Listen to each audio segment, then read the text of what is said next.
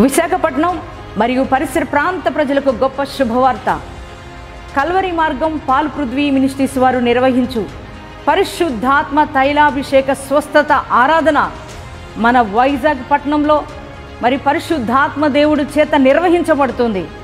దేవుని బిడ్డలారా, ప్రతి నెల 4వ మంగళవారం అనగా ఈ జూన్ మాసంలో 25వ తారీఖున మరి వైజాగ్ పట్టణంలో ఉన్న శుభలక్ష్మి కళ్యాణ మండపం నందు మరి 25వ తారీఖు ఉదయం 9 గంటలకు ప్రారంభం కాబోతుంది. ఈ పరిశుద్ధాత్మ తైలాభిషేక స్వస్థత ఆరాధనలో ఇప్పటి వరకు వేలాది మందిగా ప్రజలు పాల్గొని అనేక మంది దీవించబడుతున్నారు, ఆశీర్వదించబడుతున్నారు, రోగులు స్వస్థపరచబడుతున్నారు, బంధకాల్లో ఉన్న వారికి విడుదల కలుగుతుంది. అనేక మంది గర్భఫలం లేని బిడ్డలు గర్భఫలం పొందుకుంటున్నారు.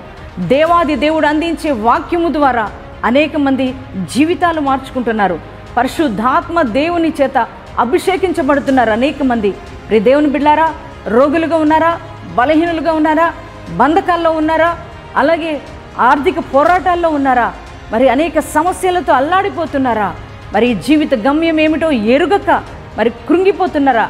అయితే విశాఖపట్నం నందు జరిగే పరిశుద్ధాత్మ తైలాభిషేక స్వస్థత ఆరాధన మరి జూన్ 25వ తారీఖున జరగబోతున్న ఈ ఆరాధనలో మీరందరూ పాల్గొనండి, దైవ దీవులు పొందండి.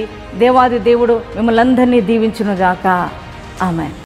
దేవుడు అదే చెబుతున్నాడు, యెహెజ్కేలు అదే మాట్లాడుతున్నాడు.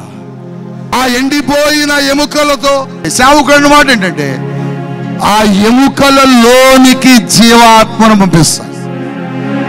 ఏది లేదో పరిశుద్ధాత్మ దేవునితో మాట్లాడుతున్నాడు. నిలబడు.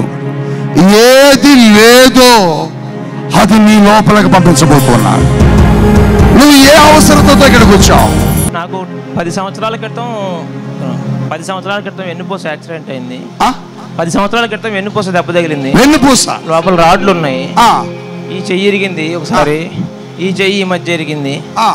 ఆశీర్వాదం లేదు, అంత శాపగ్రస్తమైన జీవితం. వివాహం కూడా కాలేదు. 43 ఇయర్స్ వచ్చినాయి. ఏం పేరు నీ పేరు? మల్లికార్జున్. నీ సమస్య నాకు తెలియదు, నువ్వెందుకు వచ్చావో కూడా నాకు తెలియదు, కానీ దేవుడు నీ దగ్గరకు వచ్చాడు. వెన్నుపూస ఆపరేషన్ జరిగిందట, చేతికి ఏమైంది?